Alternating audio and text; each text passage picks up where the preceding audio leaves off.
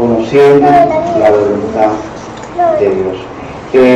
Vamos a ver, hermanos, que en este tema, de manera de introducción, estuvimos hablando 3 partes y lo hemos hecho martes, jueves y hoy domingo. La primera parte la tratamos la voluntad de Dios en relación al pecador. ¿Cuál es la voluntad de Dios para con el pecador? Y dijimos que aclararle de una verdad, principalmente que no todo el que dice Señor, Señor entrará en el reino de los cielos. La voluntad en relación al pecador, pues dándole a conocer su deseo, y el deseo de Dios es que los hombres vengan al conocimiento de la verdad y sean salvos. La voluntad de Dios en relación al pecador es demostrándole su paciencia, que Dios es paciente para con todos, no quiere que ninguno perezca, sino que todos procedan a la arrepentimiento. Y la voluntad de Dios en relación al pecador es proveyéndole de un mejor medio, y ese medio era el pueblo de Israel. En el contexto histórico dijimos, tenían a Moisés y tenían al antiguo pacto. Ahora nosotros tenemos a Jesucristo y tenemos el nuevo pacto. En ese nuevo pacto Dios muestra su amor, que no quiere que nos perdamos, no quiere que el hombre se pierda, no quiere que el hombre quiere que Dios no quiere que el hombre se pierda. Dios quiere que el hombre tenga vida eterna, y Dios quiere que el hombre participe del evento más glorioso de la humanidad, y es la resurrección gloriosa con Jesucristo. Esa es la voluntad de Dios para con el pecador. Después estuvimos viendo la voluntad de Dios en relación a su providencia, a su provisión, es decir, a su designio.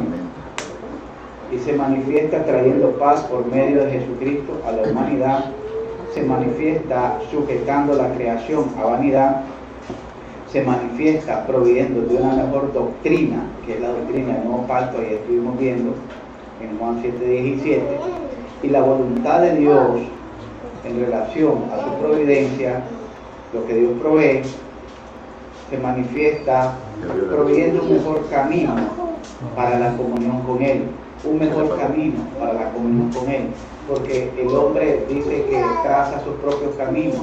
El hombre traza, cada nación tenía sus propias deidades, cada nación tenía sus propios dioses. Entonces cada nación tenía su propia filosofía, cada nación tenía su propia religión. Entonces a través de Jesucristo Dios proveyó un mejor camino. Y dice, y sabemos que Dios no oye a los pecadores, pero el que hace la voluntad de Dios, a este Dios oye. Juan 9:31. Oiga bien, el que hace la voluntad de Dios. A veces nos pensamos, ¿por qué si le pido al Señor y no me contestó tu oración?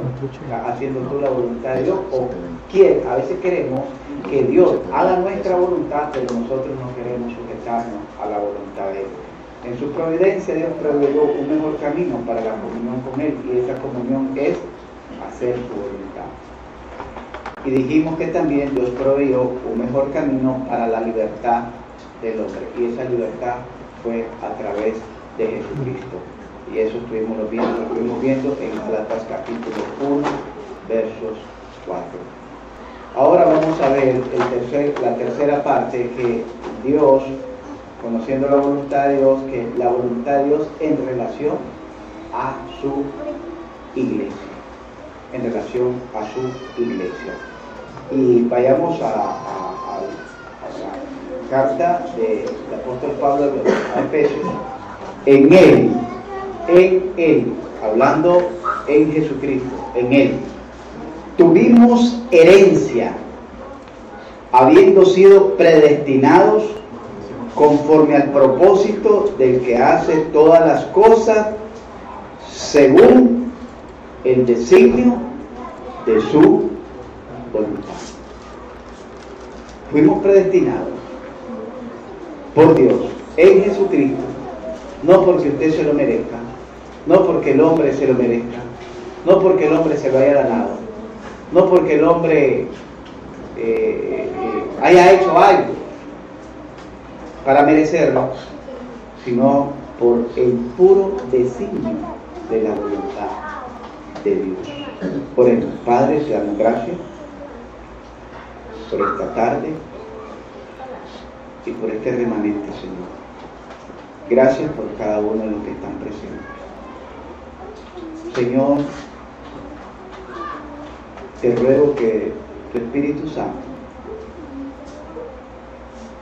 sea Dios dándonos dominio propio, sabiduría, entendimiento para comprender tu palabra. Ruego, mi Dios, que seas tú glorificándote y dando gloria a tu nombre. Que seas tú abriendo nuestros corazones y depositando la sabiduría de tu palabra para que por ella crezcamos, para que por ella seamos enseñados. Llena nuestros corazones, Señor, de tu gracia, de tu paz, de tu gozo, de tu sabiduría. Por Cristo Jesús te lo pedimos. Amén. Bien, hermanos, en primer lugar, ¿verdad? Dijimos la tercera parte, la voluntad de Dios en relación a su iglesia. En primer lugar, la iglesia existe no por voluntad de hombre, sino por voluntad de Dios. Fue la voluntad de Dios que así fue. Quien estableció la iglesia fue nuestro Señor Jesucristo. Él es el que hace mención de la iglesia. La palabra iglesia no quiere decir cuatro paredes. La palabra iglesia no quiere decir denominación. La palabra iglesia significa congregación. Entonces nosotros somos una congregación, somos una iglesia. Entonces de ahí deriva la palabra iglesia, de congregación. Por eso es que a veces algunas personas no entienden que la palabra iglesia en el término del concepto de su definición ya existía en el pueblo de Israel. En el pueblo de Israel. Por ejemplo, cuando hablaba de la congregación del pueblo de Israel, se definía entonces como iglesia. El pueblo de Israel era la iglesia también. Era la iglesia. Pero como no dominamos esos términos, pensamos que la iglesia, algunos dicen que existe con Pedro, allá en Hechos 2 comienza la iglesia, pero Jesucristo hace mención de ella en el día de su ministerio, en Mateo 18, hace mención de la iglesia. Y cuando, por ejemplo, dice que tiene tu hermano algo en contra de ti, ve y tú solo con él y repréndele. Si no te oye, lleva dos testigos de acuerdo al cumplimiento de la ley. Si no oye a los dos testigos, a los dos, llévalos a la asamblea, a la iglesia. Si no, a la asamblea. Si no oye a la iglesia, en la asamblea, congregación, entonces ténganlo por mentir y por publicar. Quiere decir esa palabra, ténganlo por un inconverso. Por un inconverso. Mentir o publicar no quiere decir un hombre impío, un hombre pagano, en pocas palabras. Entonces la iglesia, hermanos, existe por voluntad de Dios. Esto no es un invento de los hombres. Hoy en día, lastimosamente, han surgido muchos hombres que han constituido sus propias iglesias. Y eso no es novedad aquí y también en otros países. Alguien se levantó y pensó ya diferente, ya formó su grupo y ahí surgió una iglesia. Y ahí surgió una denominación o surgió un grupo religioso y cuando miraron eso se llama sectario. ¿Por qué sectario? Porque no nacen, por ejemplo, la iglesia bautista tiene un origen histórico. La iglesia también anglicana, pudiéramos decir que desprenden de la iglesia católica.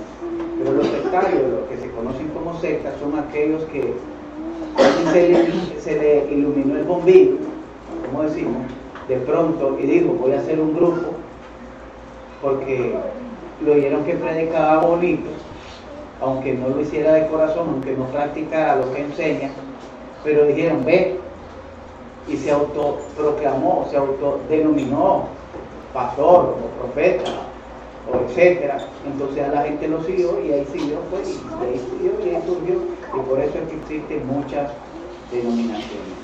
Pero entre muchas de esas denominaciones podemos ver que la mayoría son sectas, que dentro de su congregación y su asamblea tienen sus reuniones, pero no dejan de ser. Ahora, tenemos que ver, hermanos, entonces en primer lugar, dice que la voluntad de Dios en relación a su iglesia es que fuimos escogidos y aceptos conforme a su voluntad. Fuimos escogidos, Dios nos escogió y Dios nos aceptó. Cuando la gente hoy en día, este tipo de personas que son pseudo líderes, pseudo pastores, pseudo apóstoles, porque no lo son, y forman pseudo iglesias, que es más el daño que le hacen a la iglesia por los malos testimonios que el beneficio.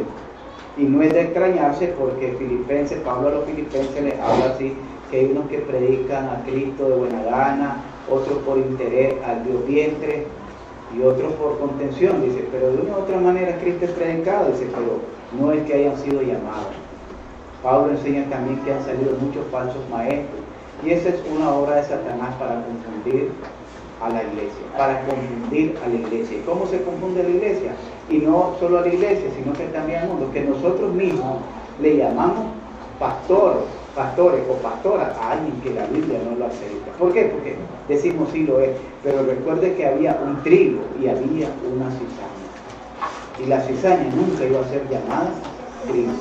La persona que no conoce las dos plantas puede decir todo es trigo, pero aquella persona que conoce la verdad nunca va a llamar a la cizaña trigo.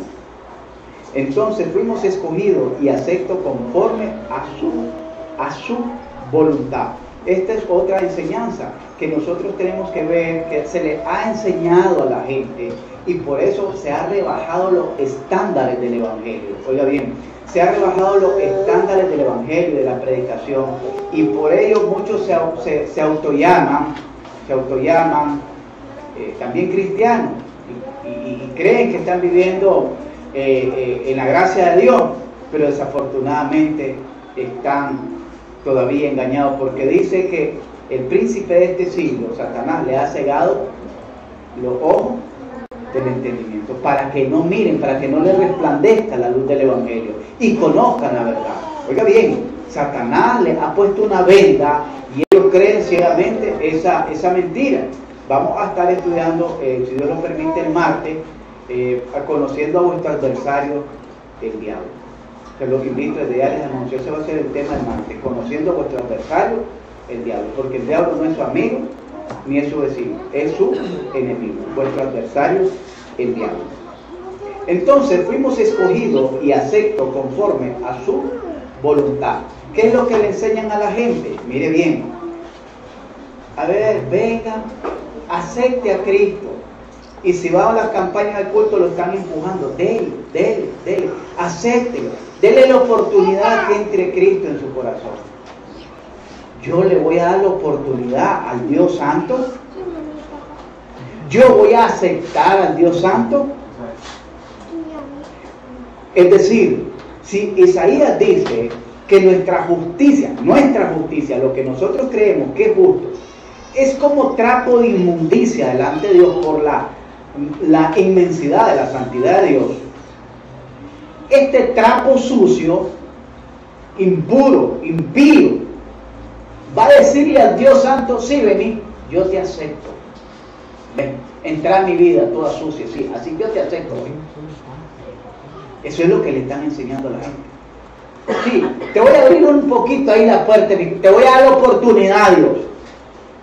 ¿Nosotros le damos la oportunidad a Dios o Dios nos da la oportunidad a nosotros?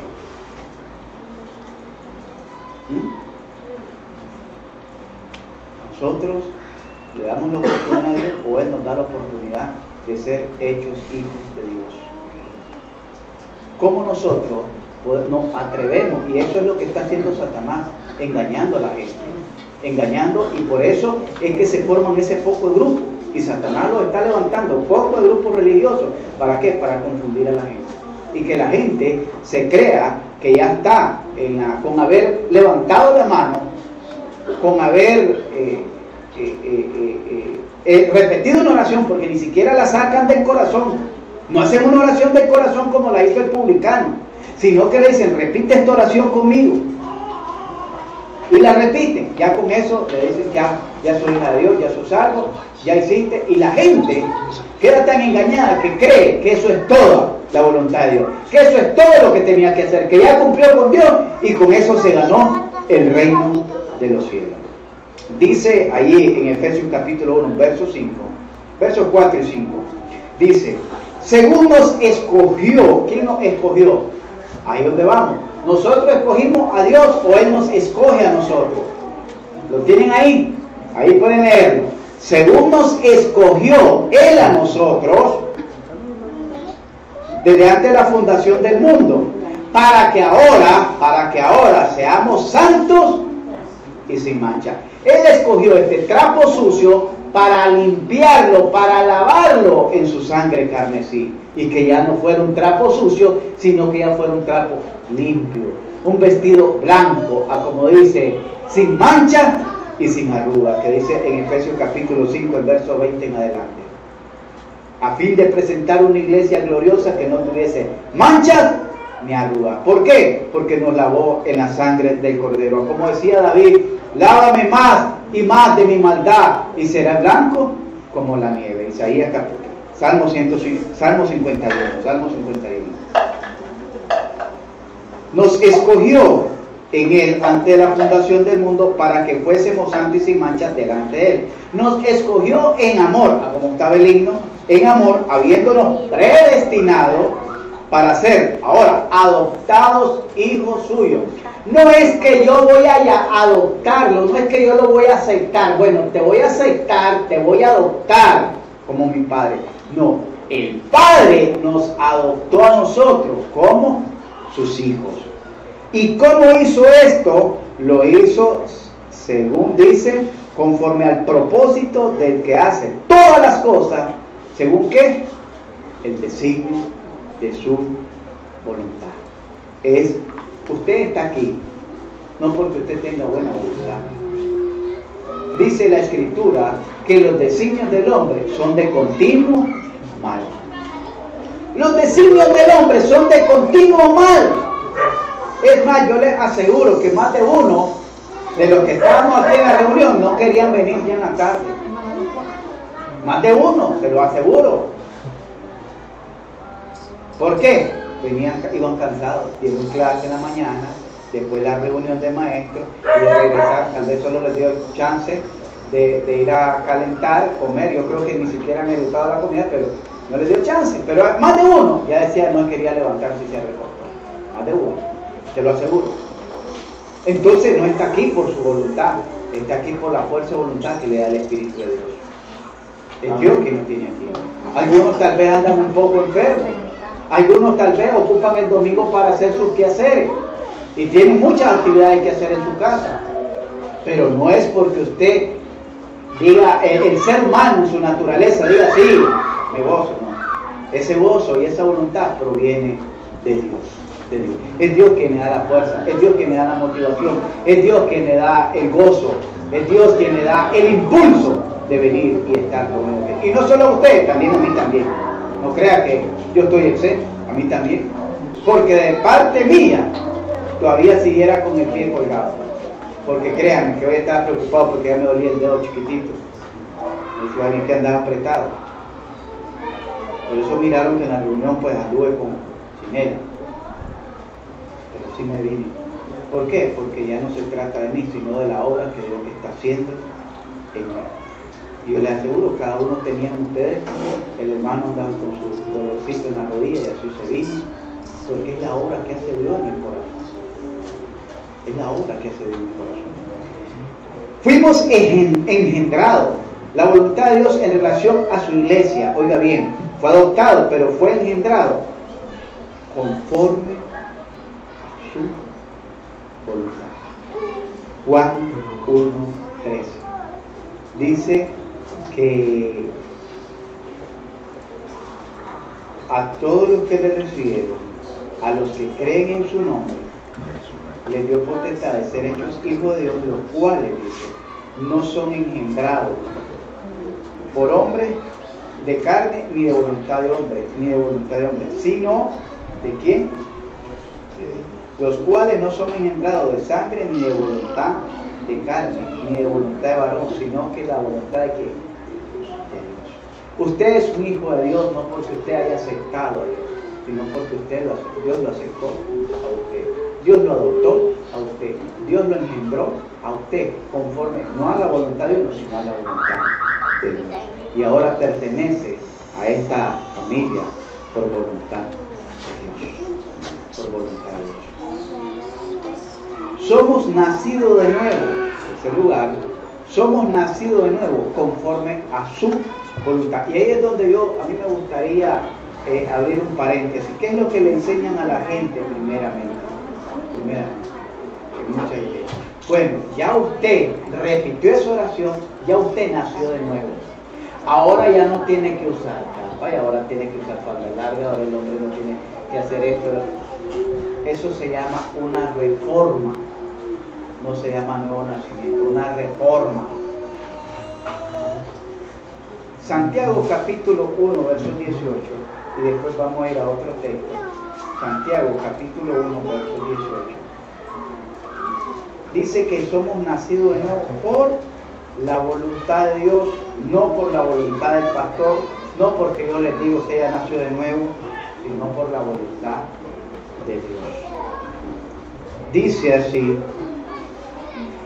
Él, vuelve a decir, de su voluntad, que nos hizo nacer.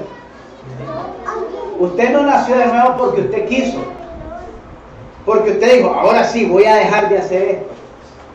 Él, de su voluntad, nos hizo nacer de nuevo. La obra de Dios con relación a la iglesia es de forma integral. A veces pensamos, como les decía al principio, si es voluntad de Dios hacemos esto, si es voluntad de Dios hacemos aquello, o dejamos de hacer esto o dejamos de hacer aquello. Pero miramos que la principal el principal énfasis en la voluntad de Dios en relación a su iglesia está en la obra que hace Dios en el creyente. Ahí está toda el principal énfasis de la voluntad de Dios. Primero dice que fuimos escogidos y a sexto fuimos engendrados, y ahora dice que somos nacidos de nuevo. Y le preguntan hay iglesias que para que usted, si usted se va de esta iglesia, se va a esa X iglesia, le piden llenar una ficha. Oiga bien, llenar una ficha. Y en la ficha le preguntan, ¿en qué fecha usted aceptó a Cristo? ¿Cuándo usted nació de nuevo? ¿Cuándo fue bautizado con el Espíritu Santo? Y le preguntan, ¿cuándo fue bautizado con el Espíritu Santo? ¿Habló en lengua? En la mayoría de las iglesias. Se lo digo porque yo la he visto. Para usted llene esa solicitud de empleo para poder ingresar a las iglesias. Él, de su voluntad, yo no nací de nuevo porque yo quise nacer de nuevo o porque yo pude nacer de nuevo. Para esto, dijo Pablo, nadie es competente. El que haya dejado los vicios de este mundo no fue por mi fuerza de voluntad, fue por la obra y gracia del Espíritu Santo obrando en mi vida. Oiga bien, el hecho que yo haya cambiado mi carácter no fue porque yo lo cambié, sino porque el Espíritu Santo me ayudó a cambiar. Fue Él el que obró para cambiar. Quizás Él fue lo que me hizo ver lo horrible que era mi carácter. Entonces me dio la sabiduría, me dio el entendimiento, me dio la fuerza, el dominio propio para decir, no me conviene hacer eso. Porque hay cosas que nosotros tenemos que dejar de hacer, como dice Pablo, el que mentía no mienta más, el que hurtaba no hurte más, despójense del viejo hombre, límpiense de la vieja levadura. Hay cosas que nosotros tenemos que hacer, pero lo que es nacer de nuevo, ser una nueva criatura, ser engendrado, nacer de nuevo, el mismo maestro de la ley, Gamaliel, Nicodemo, le dijo a Jesús, allá en San Juan capítulo 3, ¿cómo podré nacer de nuevo? ¿Acaso entraré por segunda vez en el vientre de mi madre? Y Jesús le dijo, ¿cómo tú, siendo maestro de la ley, no sabes esto? Porque nacer de nuevo no está en las facultades humanas. Nacer de nuevo es una obra divina de Dios y del Espíritu Santo. Vamos a Tito, 3:5, para que miren que el nacer de nuevo es una obra, no del hombre. Aquí dijimos que nacimos por su voluntad, pero es una obra del Espíritu Santo de Dios, el nacer de nuevo. Tito, capítulo 3, verso 5. Dice: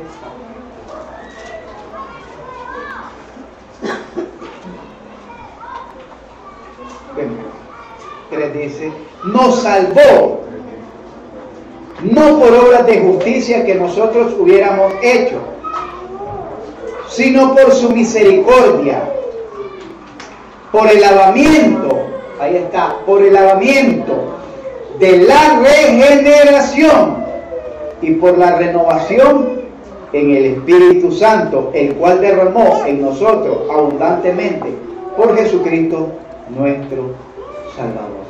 La obra del nuevo nacimiento, a veces nosotros cuando estamos trabajando y comenzamos con alguien que es nuevo, queremos que aquella persona que es nueva reaccione de manera inmediata y ya de fruto al inmediato. Pero déjenme decirles que es una obra del Espíritu Santo, una obra.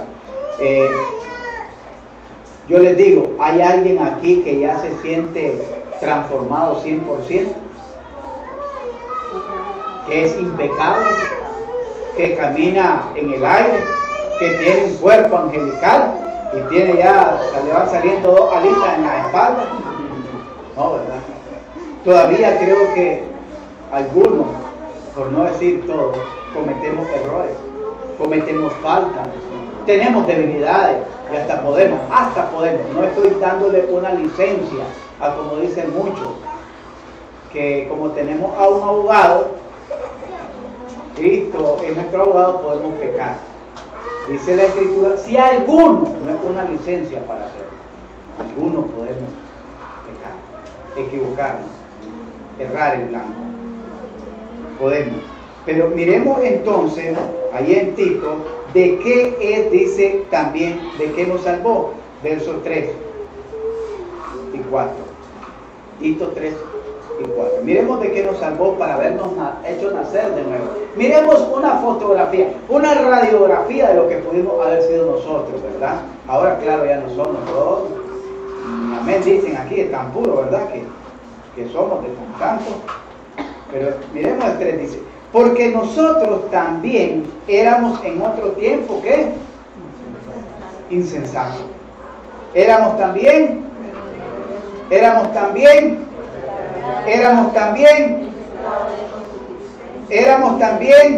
en deleites diversos, viviendo ¿en qué? ¿En qué más? Envidia, aborrecible y aborreciéndonos unos a otros. Eso éramos. Esa es una pequeña. Le hicieron un examen de sangre y eso salió. No hizo un examen de sangre el Señor y eso salió. Tal vez no en todo, ¿verdad? Pero en mí salió y yo todavía más. Pero cuando se manifestó la bondad de Dios, nuestro Salvador, y su amor para con los hombres, ¿qué hizo? Nos salvó de todo eso. Y nos hizo nacer de nuevo. Por su voluntad.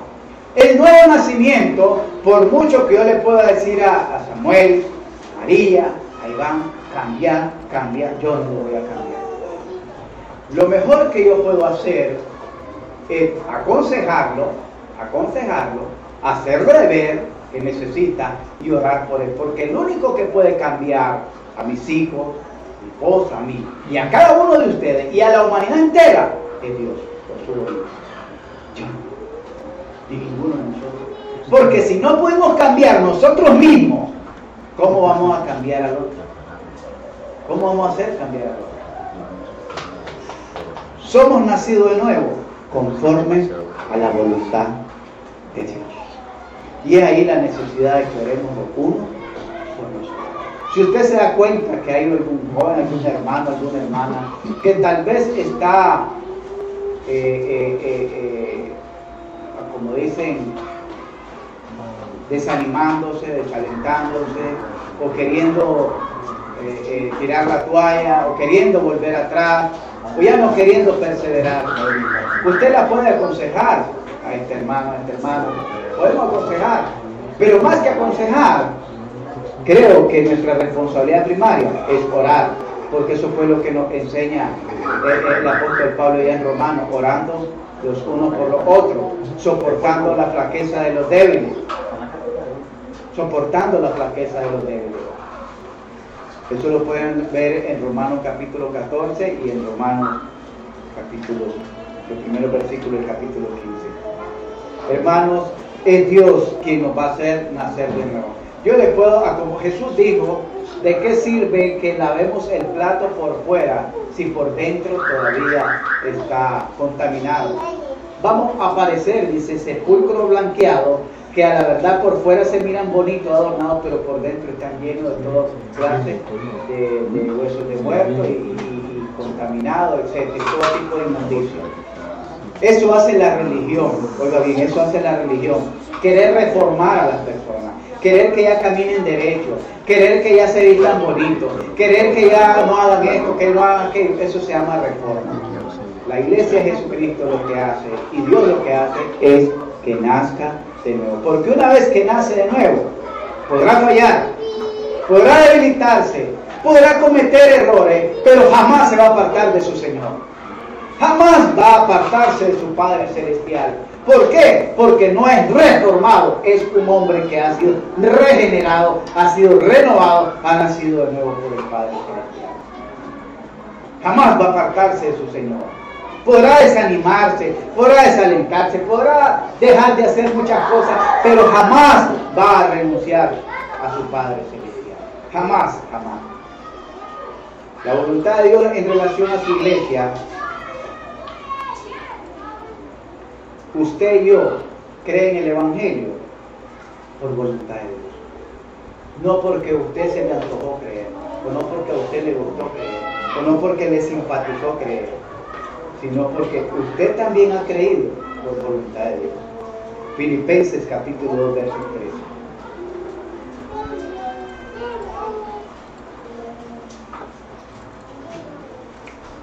Cuando alguien toma la decisión de rendir su vida a Cristo, si usted le va a predicar, no crea que la hizo usted. Dios lo usa para dar el mensaje, pero hasta ahí nomás. Hasta ahí nomás. Dios lo usa únicamente para dar el mensaje, predicar.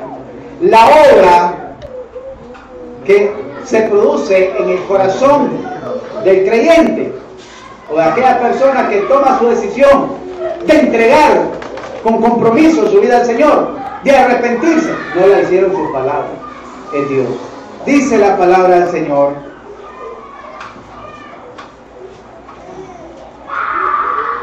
porque Dios es el que en vosotros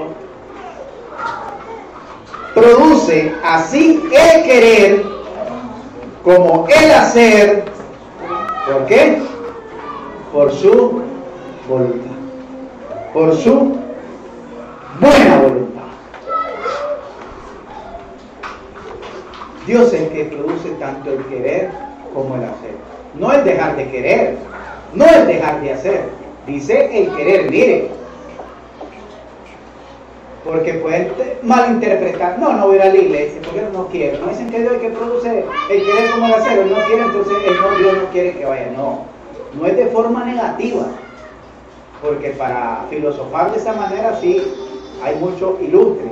Es de forma positiva. Dios quiere, produce el querer como el hacer, por su buena voluntad. Ahora, Dios no le puede decir a usted no sirva cuando Él nos llamó a servir. Dios no le puede decir a usted que no vaya a un servicio, a un culto, a una responsabilidad, a una actividad de iglesia, cuando Él en su palabra dice no dejando de congregarnos. ¿Entendemos eso? Yo creo que es voluntad de Dios que no vaya porque pasó X situación. No, esa es voluntad del diablo que lo tiene maniado ahí, porque Él es el que no quiere. Él es el que quiere desanimarlo, motivarlo y separarlo de la comunión de la familia de Dios y del mismo Dios. Dios es el que en vosotros produce así el querer como el hacer por su buena voluntad. Creemos y creímos en el Evangelio por voluntad de Dios.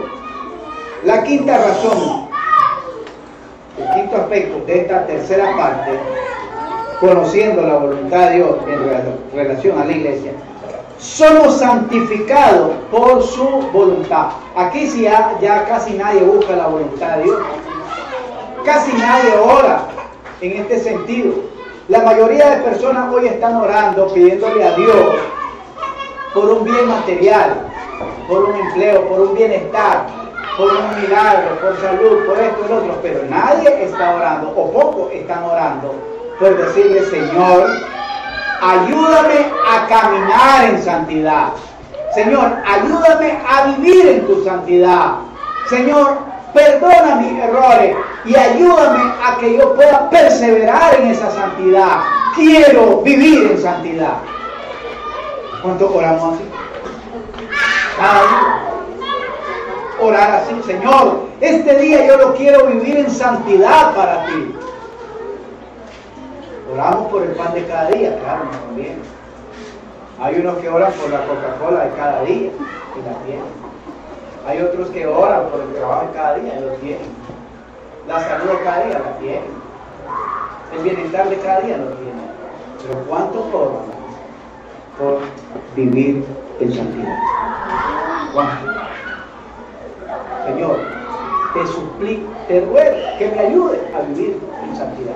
Ya no quiero ofenderte. Escuchaba, creo que fue que decía, y me impresionó esa palabra que usó, el ejemplo que usó de ilustración. Que decía que por cada pecado que nosotros cometemos es como que le diéramos un puñetazo en el rostro a Jesucristo. Y yo me quedé cuando escuché esa expresión, porque es una ilustración de la ofensa, de la gravedad. Y yo me quedé, y en mis adentro decía: si yo vivo reflexionando cuánto sufrió el Señor cuando lo agarraron y aquellos soldados romanos le daban de puñetazo, dice, y le daban con una vara en la cabeza y le decían: si eres el Hijo de Dios, di quién te golpeó. Y yo me quedaba, pues, y hasta uno se siente como incómodo con esa acción que tomaron. Pero nunca nos hemos puesto a pensar cómo nosotros también golpeamos a nuestro Señor Jesucristo por cada uno de nuestros pecados, cómo le ofendemos, cómo le lastimamos, porque vamos a ver el martes, Satanás también es un acusador, además de que lo tienta a uno. Después que uno ha caído en la tentación, le dice: ¿dónde eso? Y le dice: allá está tu hijo, ¿no? Ahí está el que vos redimiste, ahí está por el que vos derramaste tu sangre, ¿no? Aquí lo tengo en la mano. Solo le hice así, le troné los dedos y ahí nomás pegó. ¿Cómo es que vos lo salvaste? ¿Cómo es que lo liberaste del pecado? ¿Cómo es que lo...? Y eso lastima. ¿Y dónde está la obra de Jesucristo entonces en la vida de aquel creyente? Pero le han enseñado a la gente, estos grupos religiosos, que como no leen la Biblia, no estudian la Biblia, no viven la Biblia, no viven, porque pueden saber, pero no se trata de saber, se trata de vivir la Escritura y conocer al Dios de la Escritura. Le han enseñado: no te preocupes, hermano, pecaste, Dios conoce que somos seres humanos, Dios conoce que somos débiles. 7 veces cae el justo y 7 veces lo levanta. ¿Y quién le ha dicho a usted que un pecador es justo? O que está practicando justicia un cristiano cuando peca. ¿Quién me ha dicho que está practicando justicia para decir 7 veces cae el justo y 7 veces el Señor lo levanta? Ese texto se refiere a que puede caer en tristeza. ¿Tristeza de qué? Tal vez esté enfermo.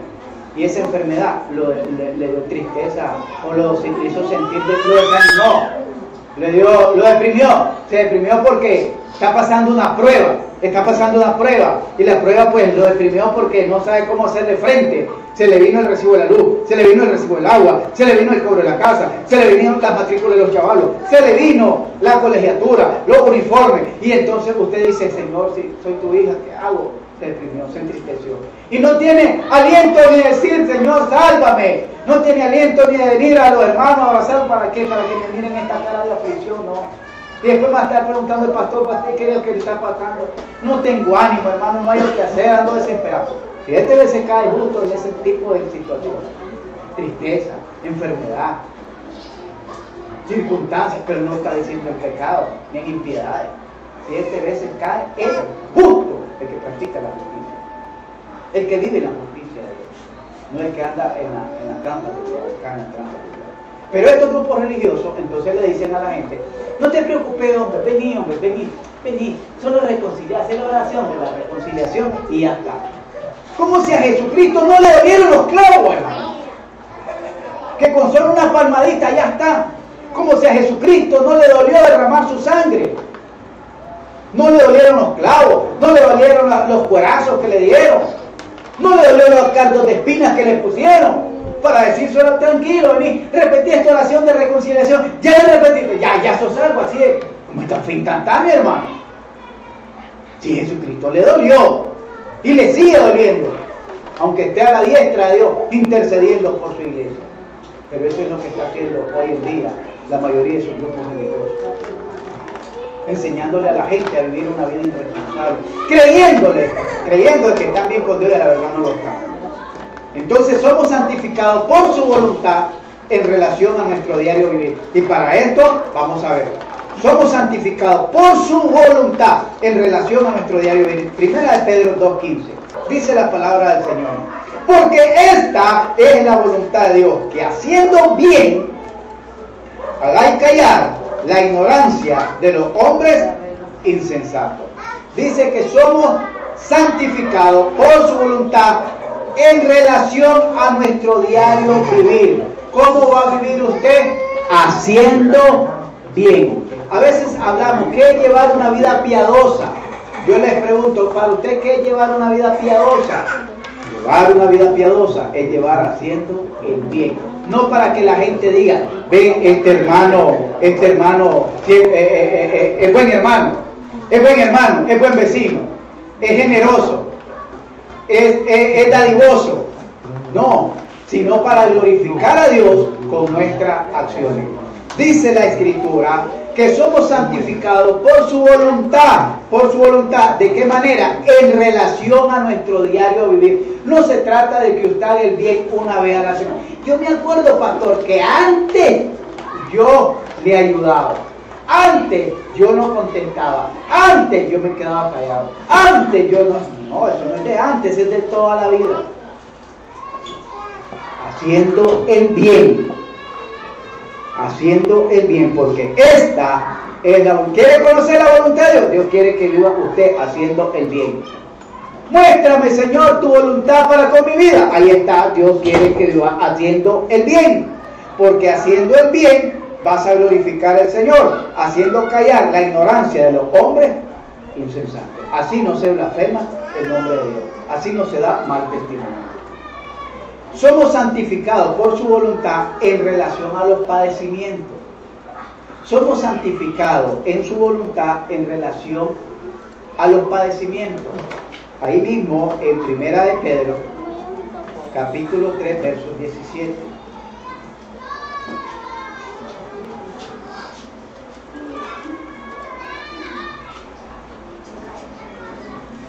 ¿Qué dice? ¿Quiere conocer la voluntad de Dios? Ahí está. Porque es mejor que padezcáis que sufráis haciendo el bien, si la voluntad de Dios así lo quiere, que haciendo el bien. Somos santificados por su voluntad en relación a nuestro diario vivir y en relación a los padecimientos. ¿Saben cuál es el problema, hermano? Que no nos gusta sufrir el agravio. Siempre queremos nosotros recibir los elogios o que al final digan, ve, sí es verdad, él tenía razón, entonces yo tenía razón. Y nos sentimos pechudos porque yo tenía la razón. Pero si alguien se armó una discusión en la familia o en el vecindario con él comenzó, yo iba pasando y él me insultó. Él fue el que dio inicio a esto. Yo no. Él fue el que me agredió. Él fue el que sacó las palabras. Dice la Escritura en 1 Corintios capítulo 6. Porque más bien no sufrí el agravio. Porque más bien no sufrí el ser defraudado. Es que yo le presté y no me lo pagó. Yo cuando lo presté, se lo presté con toda buena intención, pastor. Yo lo hice por ayudarle. Yo lo hice por la situación que miré que estaba padeciendo. Ahora, que le iba a cobrar, se me hace el gato bravo, me ofendió y todo. Él es, pastor. Yo les conté que una no sé si era hermana, porque realmente una hermana no haría eso. Pero es lo que les digo, las iglesias les engañan, no les enseñan. Se fue de la iglesia solo porque otra hermana de la iglesia, una hermana vendía nacatamales y le dio a otra hermana. Y como no le pagó los 3 nacatamales, no volvió a ir a la iglesia de hermana. Y llega a visitarle al pastor esto porque el mismo pastor pues nos contaba.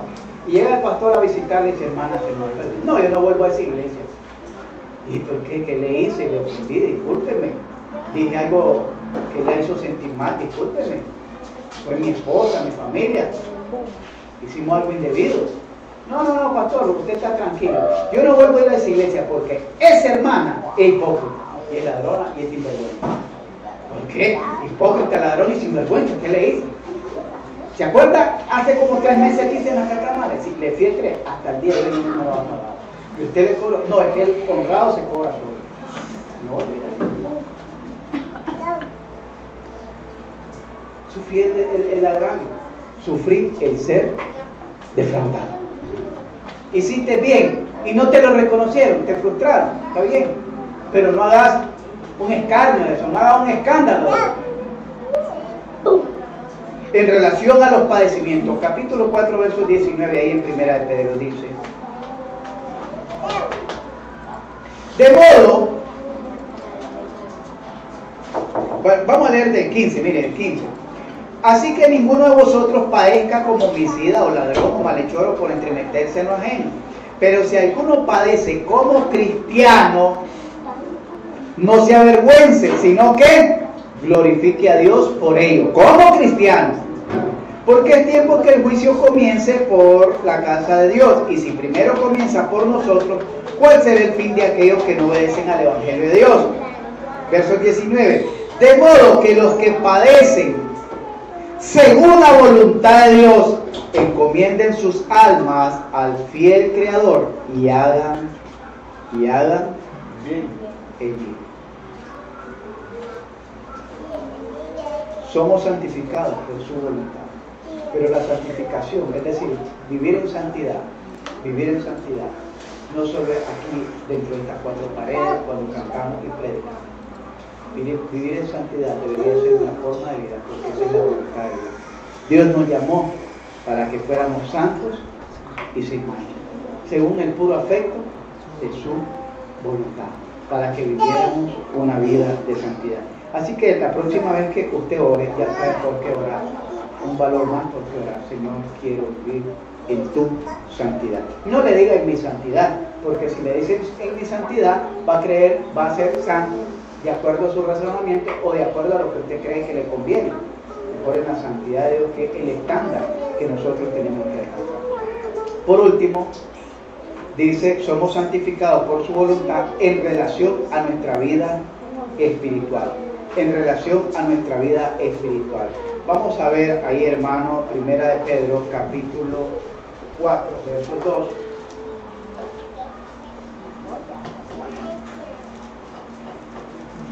Dice, para no vivir el tiempo que resta, ya algunos, ¿verdad? Ya vamos con el reloj, el calendario adelantado, ¿verdad? Y para no vivir el tiempo que nos resta de vida conforme a las concupiscencias de los hombres, sino conforme ¿a qué? A la voluntad de Dios. La palabra concupiscencia quiere decir deseos pecaminosos o pensamientos pecaminosos, sabiendo que ya está cerca tanto la venida del Señor o nuestra partida, que puede ser de un día para otro. No podemos vivir a como vive el mundo, sino que dice que vivamos según la voluntad de Dios.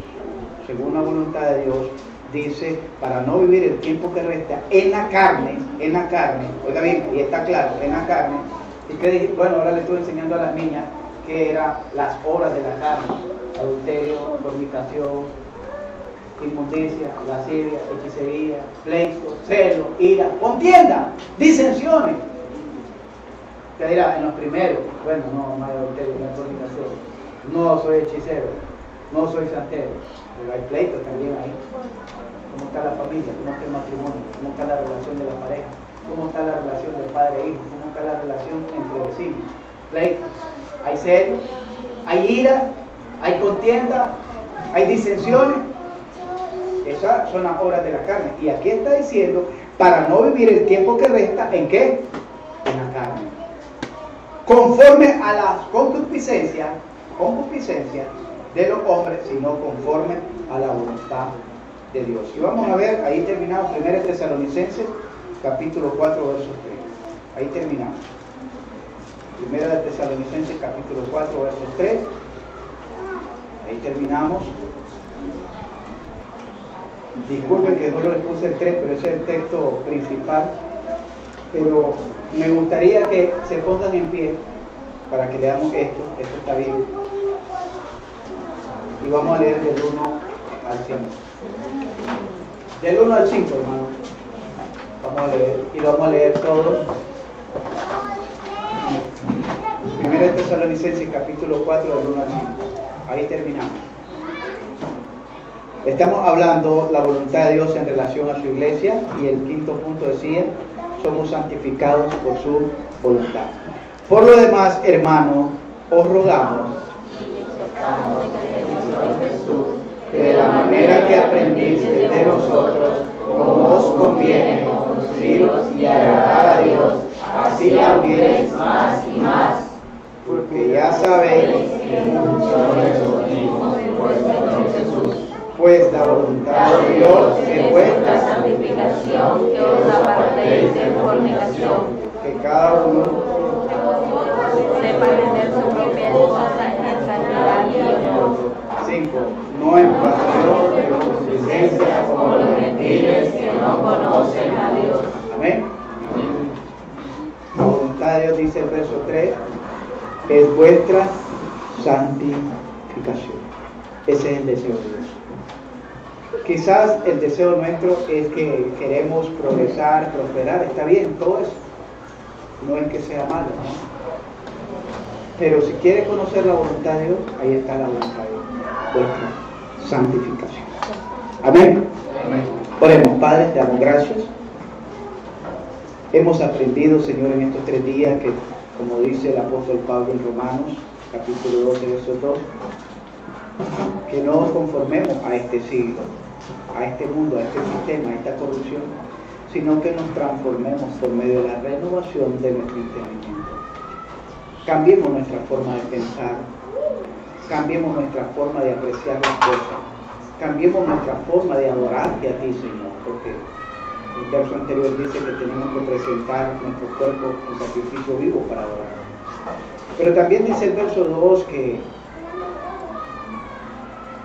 necesitamos, Señor, conocer que tu voluntad, comprobar que tu voluntad es agradable y es perfecta.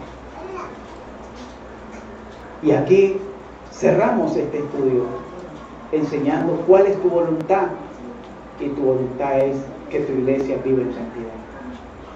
Porque Jesucristo derramó su sangre en la cruz del Calvario, no solo para perdonar nuestros pecados, no solo para redimirnos del mundo, sino para lavarnos de la inmundicia del pecado, para lavarnos de la contaminación del pecado. Y así dice, presentar una iglesia gloriosa, no una iglesia vergonzosa, una iglesia gloriosa que no tuviese mancha ni arruga. Tu voluntad se sintetiza, Señor, en que quieres que vivamos en santidad. Permítenos, mi Dios, vivir en santidad. Ayúdanos, Señor, a vivir en santidad. Danos sabiduría y entendimiento en tu palabra para comprobar lo que es agradable a ti, Señor. En nuestros pensamientos, en nuestras palabras, en nuestra conducta, en nuestras relaciones, en nuestros procederes, en nuestras acciones, danos sabiduría para comprobar siempre lo que es agradable a ti, Señor. Porque comprobando lo que es agradable a ti, podremos vivir en esa santidad. Ayúdanos, Señor Jesucristo. Ayúdanos, Padre mío. No queremos conformarnos a este siglo ni acomodarnos a una vida religiosa, a una vida vacía, a una vida mediocre, a una vida simple, religiosa. No, Señor. Queremos llevar una vida agradable, reconociendo que en tu voluntad tú nos escogiste, tú nos predestinaste, tú nos aceptaste, Señor, tú nos engendraste, tú nos adoptaste y ahora nos invitas a santificarnos en tu verdad. Tu palabra es verdad. Ayuda a que cada uno de mis hermanos y hermanas, jóvenes y jóvenes, jovencitas, niños, podamos proponernos este año a vivir en santidad, a practicar la santidad, a desechar ese hombre viejo que está viciado conforme a los deseos de este mundo, a despojarnos de ese viejo hombre y a renovarnos en nuestro hombre interior, a renovarnos en el espíritu de nuestra mente, a renovarnos, Señor, para vivir en santidad. Ruego, Señor, que nos dé ese dominio propio para que podamos tener la suficiente fuerza, Señor, voluntad y disposición para honrarte y glorificar tu nombre, sabiendo que con nuestro pecado te ofendemos, te golpeamos y te lastimamos, quizás más que lo que hicieron aquellos soldados romanos, quizás más dolor que el dolor que te provocaron los clavos, más dolor que el dolor que te provocaron aquella corona de espinas, los golpes, los clavos y aún aquella lanza que atravesó tu costado. Quizás nuestros pecados te lastiman más que eso. Ayúdanos, Señor. Ayúdanos, Dios, a vivir en santidad. Ya no queremos seguirte ofendiendo con nuestros pecados. Ya no queremos, Señor, seguirte lastimando con nuestras malas acciones. Ya no queremos, Dios, seguir pisoteando el testimonio de tu gracia. Queremos honrarte y el tiempo que nos resta queremos vivir haciendo tu voluntad. Ya no la nuestra, ya no mis caprichos, ya no mi ego, sino que podamos decir, como dijo Juan el Bautista, cuando le llegaron a decir, ya Jesús hace más que ti. Y Juan el Bautista respondió, es necesario que Él crezca y que yo mengue. Que así mengue nuestro hombre interior, nuestro viejo hombre, y puedas crecer tú, Señor Jesucristo. Tu gracia pueda crecer en nuestra vida. Poder llegar a alcanzar la mente de Cristo, poder llegar a alcanzar la medida estatura de la plenitud de Cristo. A todo varón perfecto en Cristo Jesús. Ayúdanos, Señor. Ayúdanos, mi Dios, a vivir en santidad para ti. Que cada día esa sea nuestra oración. Señor, permite que este día yo pueda vivir en santidad. Permite que este día mis hijos puedan vivir en santidad, como lo hacía Job cuando oraba y hacía sacrificios por si acaso algunos de sus hijos hubiesen pecado. Permite que mi matrimonio este día camine en santidad. Permite que mi trabajo hoy pueda vivir en santidad. Permite que tu temor, Señor, puesto delante de mis ojos, me aparte de toda tentación para poder vivir en santidad. Por Cristo Jesús te lo pedimos, para gloria tuya. Amén.